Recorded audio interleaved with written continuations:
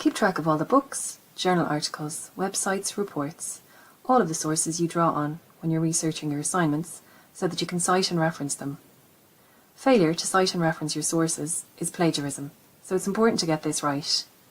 If you've been asked to cite and reference your sources in Harvard style, here's how to do it. Step 1 is to find your style guide.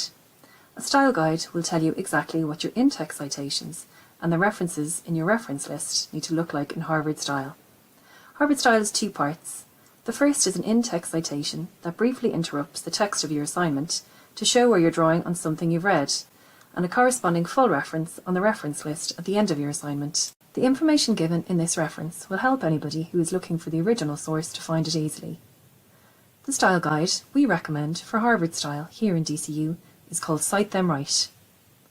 To find Cite Them Right, go to the library website, click on Learning Support and Citing and Referencing, select Cite Them Right and click on Cite Them Right online. If you're not already logged in, you may be prompted for your DCU username and password at this point. Click on Choose Your Referencing Style and choose Harvard Style. You'll then select the type of source you want to cite and reference from the quick links at the top, or from the fuller list below. Cite Them Right covers most, if not all, information types.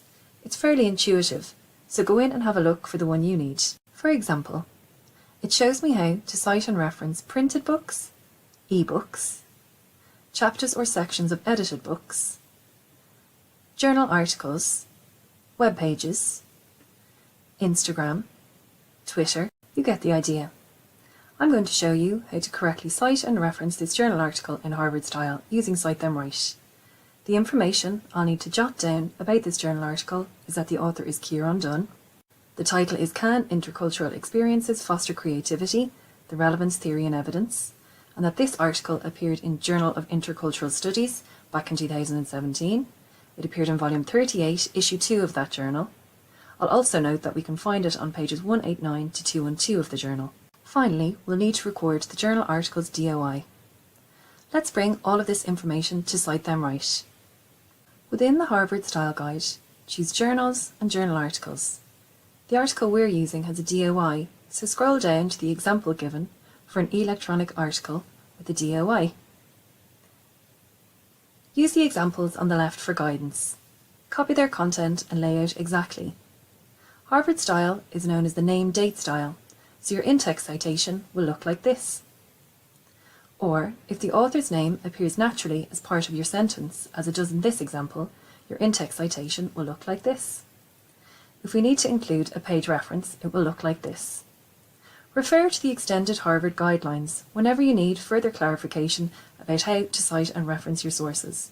For example, under Setting Out Citations, we can see that we would add a page number to the in-text citation, where we're quoting directly from a source, or using ideas from a specific page or pages of a source.